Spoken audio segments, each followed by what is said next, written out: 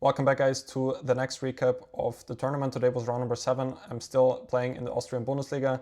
If you missed my yesterday's recap, don't forget to check that out. Yesterday I won a nice game against a strong IM, and today I was paired against German FM. I'm playing on board 2 here, and I played against FIDE Master Cedric Oberhofer, and with the black pieces. Our opponent's team, I think they're last in the list, and our team is really hoping to win this match. So far it's looking pretty good, I believe, for the team to win. Generally, we're not fighting against relegation here. We are just actually fighting for a top placement. I think now we're number 4 or number 3 in the list, so there's definitely a good chance that we could make top 3 in the end. Now, my opponent today went for e4, I went for c5. One more thing which I want to mention, of course, also today we are not going to use an engine whatsoever. Maybe I'm gonna do it like once or twice in the opening stage, but similar to yesterday, I don't want to use the engine, just out of the simple fact that I want to try this out, that I'm not really checking the games during the tournament, but only afterwards, because I heard that many strong players also do that. I think I heard about Satorov, he's one of them, and only after the tournament they look at the games in more depth without being prejudiced by the engine. I don't know if that makes sense, but I'm trying this out, and so far I think that the feedback which I read in the comments is also quite positive, that you guys are actually enjoying me just explaining my thoughts without looking at the engine whatsoever. Yeah, so today we had e4, which I mostly expected, and I went for the Sicilian with knight c6, which I thought could come as a surprise, and I think it also worked, because mostly I'm going for d6 Sicilians, Najdorf mostly, and I don't really play knight c6 that often. However, I did already have, I think, 2 games before that, more or less recent games in this Rosolimo with e6, which again I decided to repeat because I think that this line is quite interesting to play for win. Also, the same can be said about g6, of course, but personally I really like the structures which can appear out of this e6 Rosolimo. Yeah, he mostly did go for this, so that's why I prepared this here. Obviously, open Sicilian is a completely different story. And here he went for short castle, which is one of the main moves. White could also take when b takes c6 gives a very interesting middle game struggle, which I think is really excellent to play for win, because there's a huge imbalance. Of course, black has the doubled pawns and a pretty bad bishop on c8. But if black can get in a few moves, like knight e7, knight g6, e5, bishop e7, d5, it's like a very good Nimzo Indian, you could say, for the black side. And often if white is not fully familiar with all of the plans, which can actually be quite difficult to understand, like at some point white goes h4, at some point white should not go h4. So there are a lot of different finesses here, which makes it quite interesting to play for win, in my opinion. Obviously also from the white side, like if black is not careful here, it can also go quite wrong for black in this line. But he went for short castle, I went knight g7 and now d4, which I sort of expected, because this was the only game which he had here so far. Even if it was an older game, I think it was like 2 or 3 years ago, I still looked at this line, and I think I came up with quite a nice idea what to play here. I actually used some very old notes of mine, I think from 2022, but I looked over them before the game and they seem to be holding up quite well, even with modern engines. Yeah, so knight takes d4, now knight g6. Another move for black is queen b6, when I'm actually not sure how the line goes. I think it's knight takes e6. Is that here? B takes e6 and bishop e2. I think this is some position which you can get out of this line. Even if I'm looking at it now, I'm not actually so sure what happens after this move. Queen takes b5. Maybe white can just take on e7 or go back knight d4. But yeah, the only thing which I'm sort of familiar here is this. Maybe also bishop d3 is another move. But mostly from the black side, I looked at knight g6. That's what I also said earlier, like black has a lot of flexibility in this e6 Rosolimo. Like here you have queen b6, you have knight g6, and it's not like you can really get into a terrible position out of the opening in this one. Maybe you can be slightly worse, but the game usually goes on.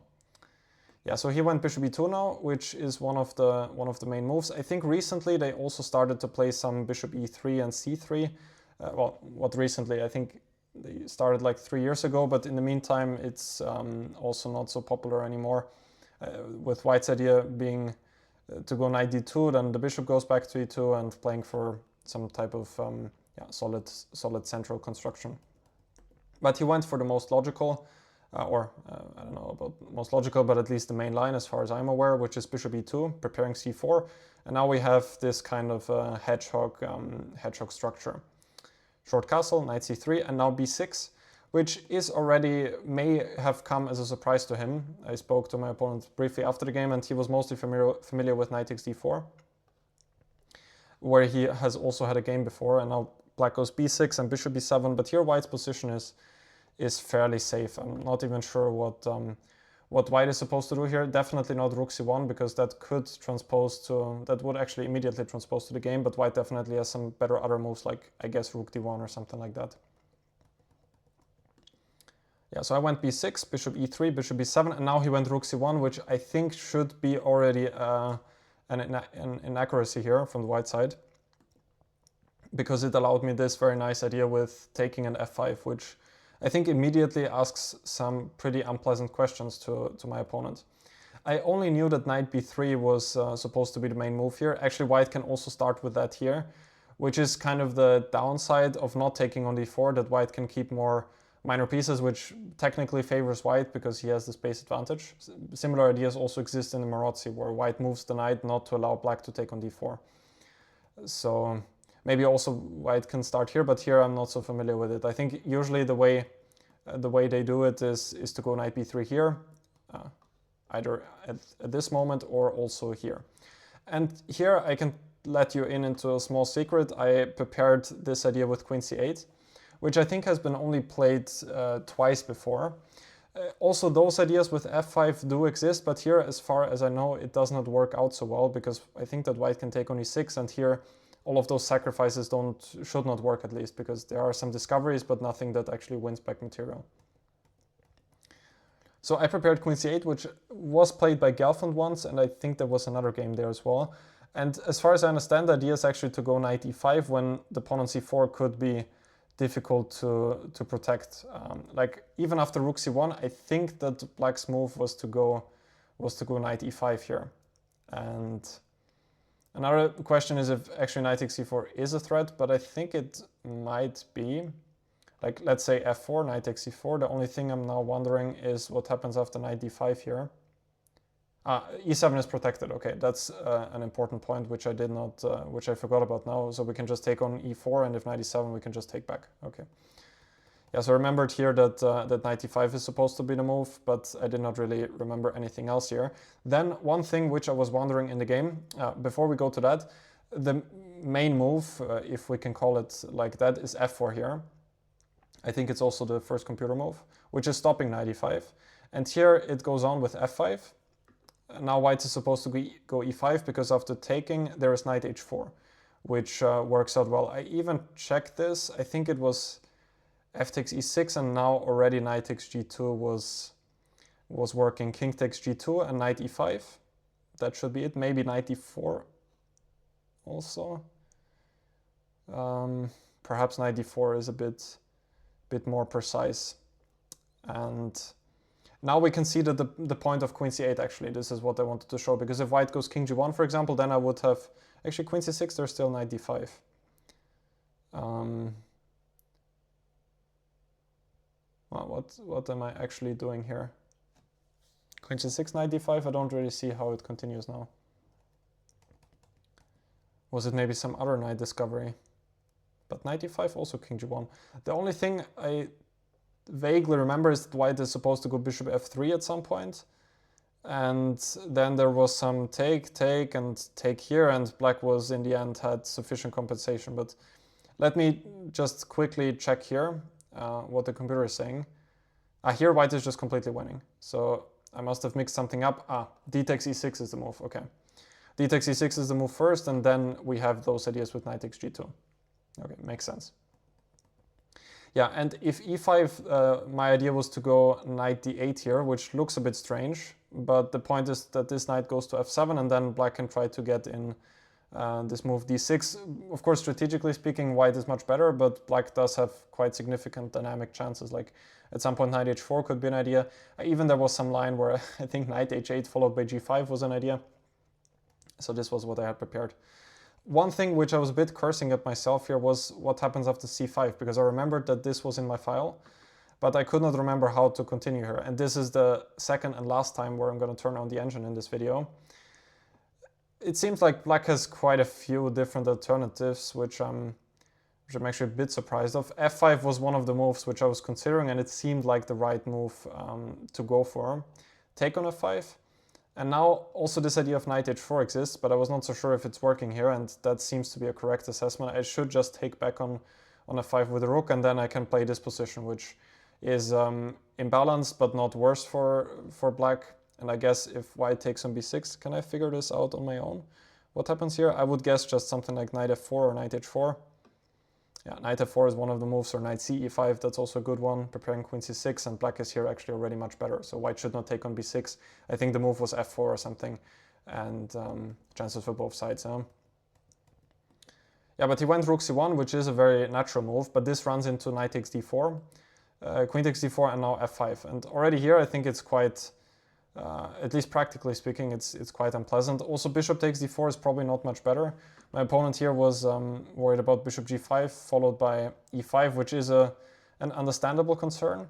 But when I was walking home, I was actually not so sure if this position is so great for black as it may appear on the first glance. Maybe it is, but the double pawns are also not that terrible, and white can play for rook d2 next.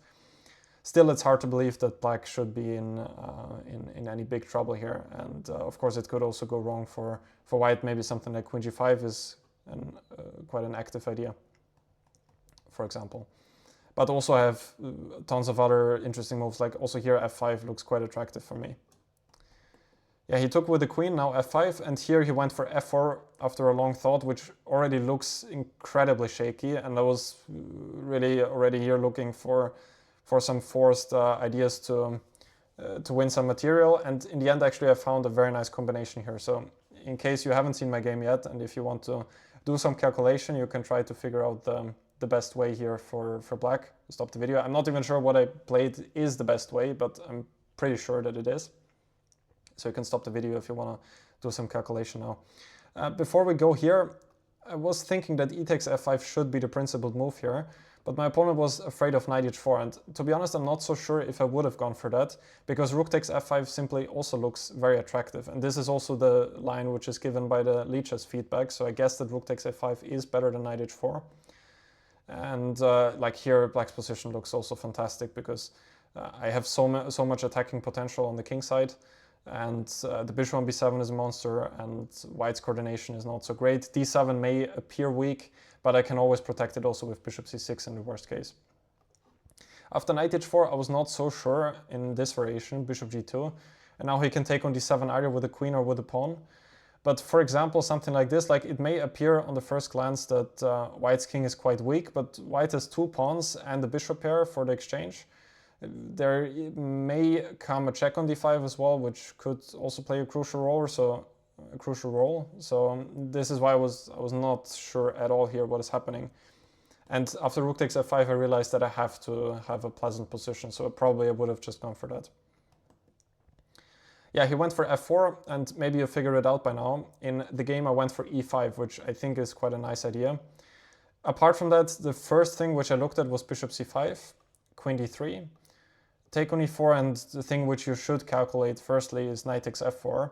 But the problem is that white can take, and now take on c5, and now I'm the one who's losing material. Because if bc5, white just won a full piece.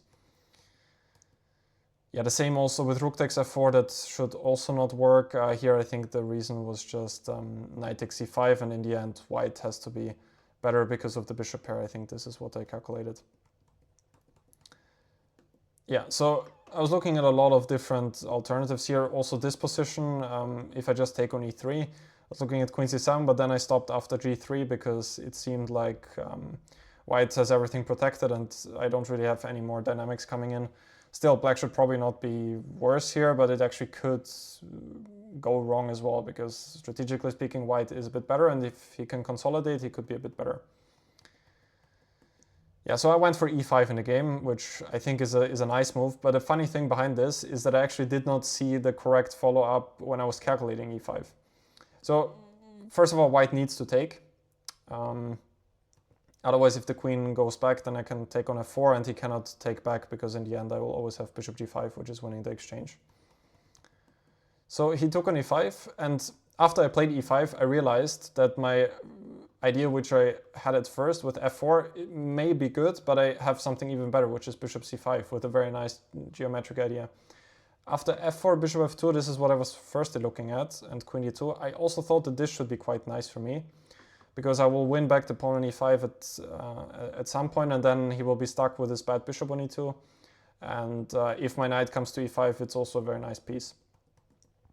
But bishop c5 is probably even stronger, because I have this nice move with queen g5 here. And now he's completely pinned down here. And if it were not for knight d5, I think he would probably be losing on the spot here. I cannot take on g5 because the king on g1 is under attack, and if he takes here, I'm just going to win the queen. So he played knight d5. Now, of course, I would like to eliminate the knight, but then the problem is that he takes back with a check, and then he can take on c5 next. And here it does not really continue for me. So after some thought, I decided to take on e4, and I'm not so sure that this was the best decision here. After the game, me and my opponent were discussing bishop takes e3, which may be a better try. I was also looking at this in the game, and now bishop takes e4, and I will win the pawn on e5. And it should be a better version, because in the game I had the pawn on e4, which then is nicely blockaded by the knight on e3. He can get the similar structure with bishop f3, but now the bishops are exchanged, which should be a good thing for me, because my bishop on b7 would anyway be quite passive. And now also I gain access to the d3 square. So I think that this might have been a better continuation. If he takes back with the knight, I think I can also just take on e4 with the bishop, and then knight takes e5 is coming. In the game I took f takes e4, winning a pawn, and I will win back the second pawn next. Now b4 is, I think, a good move, just getting rid of the tension. Took on e3, queen takes e3, and here I spent a lot of time, because at first I wanted to go to this endgame, but then I realized that in this endgame actually white has pretty good drawing chances, because he has quite a nice coordination, my pawns are not that great, and he has quite simple play with rook d1, rook d4, and it's not so easy for me to make progress. So I decided to keep queens on the board. Rook d1 now, then I took on f1 and played rook f8. Now my threat was actually to play bishop takes d5. So if he makes a move like this, I thought I could take, and if rook takes, now I have queen a1, and he's in, I think he's just losing immediately because of the back rank issues. And he never wants to take with the pawn here, because then I have this passer and he does not have any more play on the d-file. So this is what I want to achieve. He went queen g3, and here I spent way too much time, specifically at this moment, just completely unnecessarily going down on time. The thing is, I realized that here I'm probably not, at least I thought I'm not really that much better anymore, or I had a feeling that I missed my bigger chance. And that's why I spent a lot of time trying to see the best way for me. Here, after queen g3, my opponent also told me that queen b2 may be a better idea, but especially also with time being limited, I was a little bit afraid that it could also backfire for me. Like, I was thinking about knight e3, and if I take on b4, then he can take on d7, and all of a sudden I felt like he gets significant counterplay. Also, at some point I need to watch out for queen c7.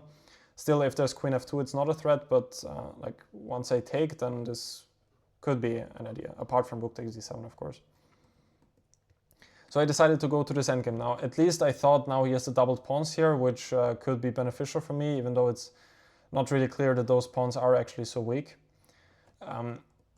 If I would have had the chance for him to just take next and then take back, I would have probably also taken it, because now I played knight e5. But I really did not see another move which I can make, apart from queen b2, of course. If bishop takes d5 here, then of course he's not going to take with the rook, because again I have queen a1. but instead he could take on e5 first and then take on d5, and here I did not really see a good way to continue. I can still go rook e8 perhaps, which, yeah, actually that could be, hang on, why didn't I go for that? Here there's queen e1, so he needs to take and he needs to take, and here rook e8 I could play. Seems like a pretty decent version of what I got in the game as well. I mean, because now, well, still king f2. He had the bishop on e2 in the game and I played e3. It didn't happen in the game, but it could have happened. We're gonna see that soon. And here take here. Now he has the bishop on f1, which actually may be good for him, because in the game the bishop would have been on e2. Still, definitely some drawing, unless knight e3 is coming. Then the bishop on f1 is not great. Yeah, I think now with, you can still, no, then there's rook f8 and rook takes f1, which is winning. And there's a fork in the end. So unless I'm missing something, this should just be winning on the spot, because I will just play knight e3 next. Yeah, I think this is winning. Still, white can try to get something like this now, bishop e2, and it could be quite similar to the game. But now, again, I can play king f7 and bring the king.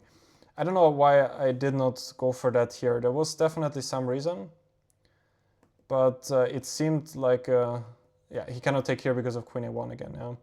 So he has to take here and has to take on d5. And now I could go rook e8 with the simple plan to slowly but surely bring the king. Okay. Anyway, I went to take on g3 and then played knight e5. Once again, I think bishop takes d5 may be a better idea. Now knight e5, bishop e2, and now rook e8. This was the move where I thought a lot about. In the end, I think it was actually not a bad one. I just did not really see what to do here. Bishop e2 I think was a good move, because my idea is to go knight g4. Like, let's just say he does something like this, knight g4.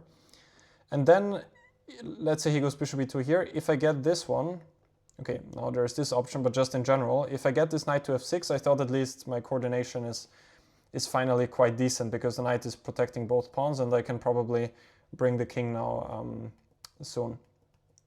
But bishop e2 I thought was a nice defensive move. And finally I just went for rook e8, hoping that he would go king f2, because then I have this idea with take, take, and now e3. I was a little bit worried that he may go knight c7 here. My opponent told me that he didn't really consider that move. The idea that he could start some counterplay with knight b5 next. I was not so sure yet what I would do here. Like, if rook c8, then knight b5, and a7 is hanging, knight d6 may come. And if I take on c4, it looks quite wrong.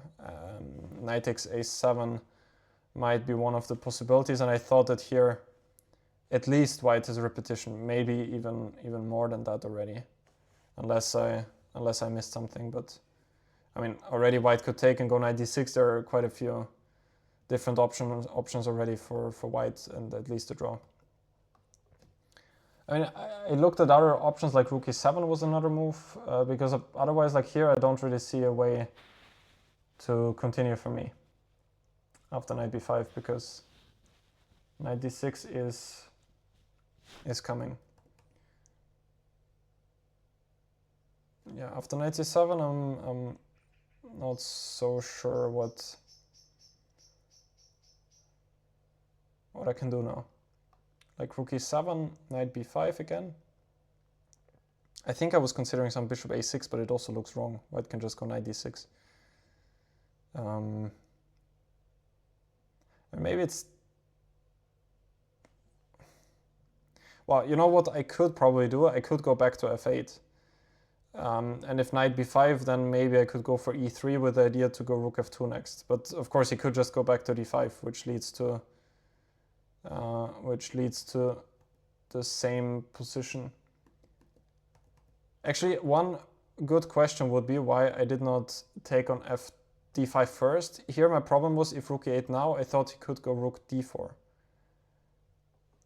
Because king f2 would transpose to the game, but I thought he could go rook d4.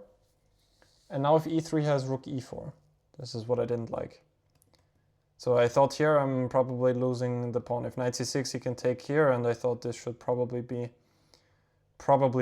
a draw. At least this was my evaluation. Yeah, still after knight c7 I'm really not sure how I can continue. If you guys see anything, let me know in the comment section down below. Again, rook e7, I think I was looking at something here, but I cannot really recall what could have been my idea here. Because both, I mean, getting the knight to d6, well, maybe that's not actually such a huge problem as I thought. Maybe I can do this and bishop a8. Looks quite passive, but there's knight c8, there's the rook e6. But yeah, I'm also not fully happy with this, of course. Yeah, like it seems like the knight on d6 would be quite annoying. Yeah, so as I said, I think knight c7 may be better. If you guys have anything to add, let me know. I'll be very curious to hear your thoughts on that. Yeah, he went king f2. Now I happily took on d5 because now after rook takes d5, e3, at least it's kind of like a one-way street, and white has to be more careful here than black does for sure. And if king takes e3, now I have knight takes e4. This is what I meant earlier, where the bishop was on f1. And also here, I don't think that white can be in time to consolidate, because, I mean, to get some counterplay, because if king f2, knight e5, I have a very simple plan, just bring the king to e6, and then everything is perfect in my camp. Still, I think he had to go for rook takes d5. C takes d5 was a very pleasant surprise for me, because he has to get some active play. And I thought he can still try to do that here if he moves the king. I was only considering king e1 in the game. The lichess feedback gives king f1, which, I mean, is kind of a similar idea. The feedback here says king f7, bishop f3, rook e6. This is one of the lines. And let's just see what he's doing here. And it also looks pretty good for black. I can tell you what I looked at. I thought king e1, probably king f7. And now I thought maybe c5 could be one way for him to try to trade some pawns or try to create an outside pass for himself. With the point that if king e6 comes, then there's rook d6 check. And if king e7, I thought he may be able to go back here. I was looking at a few different options here. One was even to sacrifice this pawn, and then to argue that I can maybe try to do something on my own here, maybe d5. And actually, now that I look at it, it looks pretty good, because my king also could appear on e4, and then just d4, d3 is coming. So maybe that was actually not a bad idea what I had. Like if I take here, then it may also be similar actually, because king e6, then probably d5, d4 is also coming. I was looking at some counterplay ideas like this, but it should not really work. I would assume also d5 here looks pretty good for me. Yeah, so he took with the c-pawn, which was a nice surprise, because now he doesn't have any play on the d-file anymore. And now I'm in full control with the good knight against the bad bishop. Rook c8, king e3. Now I think the d6 was also a pretty good move. Not to give him the chance to play d6. If he would have done so immediately, I don't think he's in time, because I can also go rook c3, followed by e3. But now I went for d6, just stabilizing the knight. King takes e4. Lichess feedback here gives a4. Rook c3 check, king takes e4. I guess like this, white can keep the pawn now. But still, like if rook c2 comes, I'm also not so sure here what is white's idea. Maybe he can just play around the pawn on e4 and argue that it's going to fall at some point. Still, white has a very unpleasant defensive task ahead of him. Also rook c3, I could maybe try to pick up this pawn. Yeah, he took on e4, now rook c2. King e3 and rook takes a2. I was actually considering here, like, if I should go for that, because he is going to be active on the c-file. But it seemed like I should still grab the pawn. Like, the other option was for me to just go king f7, a4, and then try to do something here slowly. But it's not so easy to make any more progress. I mean, probably black still has great winning chances here. But in the end, I decided that his counterplay on the c-file is probably not really that dangerous, and I should just take the pawn. Rook a3 check, forcing the king back. Now king f7. There were also some interesting ideas to go to rook endgames, but here already it was not a great version for me, I think. I believe that here, yeah, even this one is not so clear. and actually white to let out the king. Maybe just rook c7, take, and if rook b5, rook d7. Yeah, this is what I looked at, and here it's probably a draw. Also, there's no reason to do that yet. Of course, at some point, if it's winning, then you can go for that. I think also it happened later on in the game, but here it's not so clear, so I should just improve my position, and I went king f7, not to allow him to go rook c7 here. Now remember, I was looking at rook b3 here as well. This was another option, and if he goes b5, then I could go knight d3. And if takes. Now, if we have the same endgame, then the pawn on b5 is going to fall, and then it's going to be winning for me. What I did not like, though, was that he could maybe go rook c7 now, and after take on a7, my king is at least cut off.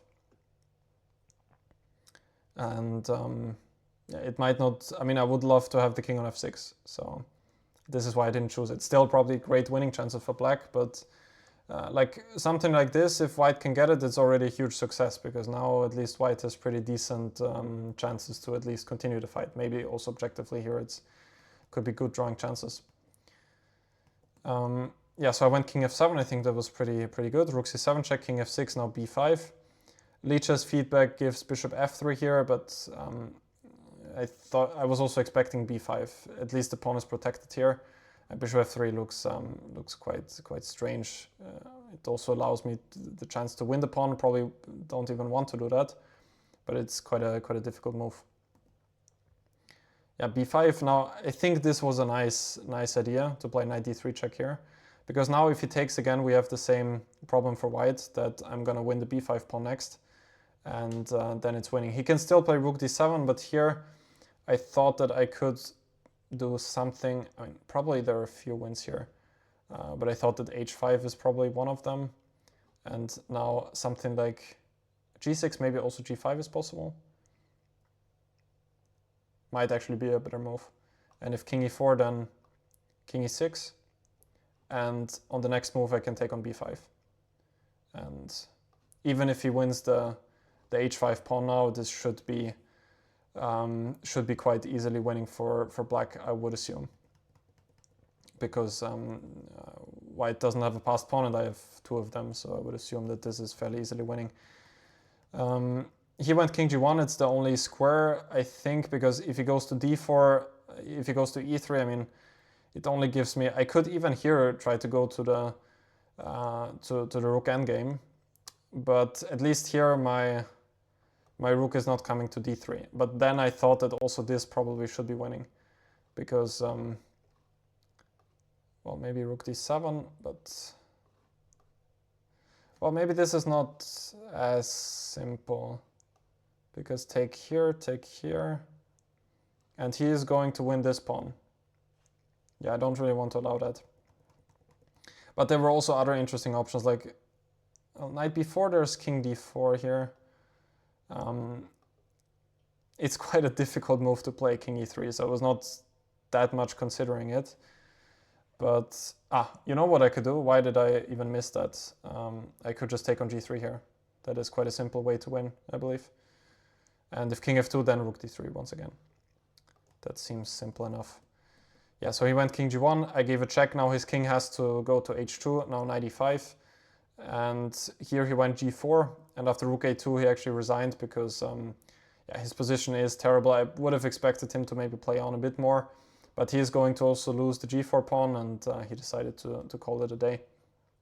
Lichess feedback still gives bishop f3 here, and this is the line which is given. And check here, king g5. And also now the rook endgames, I mean, also taking on f3, I could assume at the right time could be enough. But yeah, this is where it stops here. Okay, it should be a technical win, but maybe this is a better chance for him to play, because now he's not losing the g pawn. After g4, rook a2, the only move to play, I guess, is bishop d1. But then I have rook d2, and I can even then choose if I take on g4, then d5. So it, I think it should be quite an easy win from here on. Yeah, so that was it for today. As far as I can see now, the match is also looking pretty good. We only unfortunately lost on the 5th board, But apart from that, maybe the first board is going to end in a draw, but it seems like we're probably going to win the rest of the games, which is good news for the team as well. So that was it for today. Hope you guys enjoyed today's recap. If you did, let me know in the comment section down below. If you're curious about my courses, you can check out the video description. And yeah, that was it for today. Tomorrow there's going to be a double round, which means that the recap is probably going to come out a bit later in the night if I manage to record it, but probably I will. Anyway, that was it for today. Thank you guys for watching, and I'll see you tomorrow.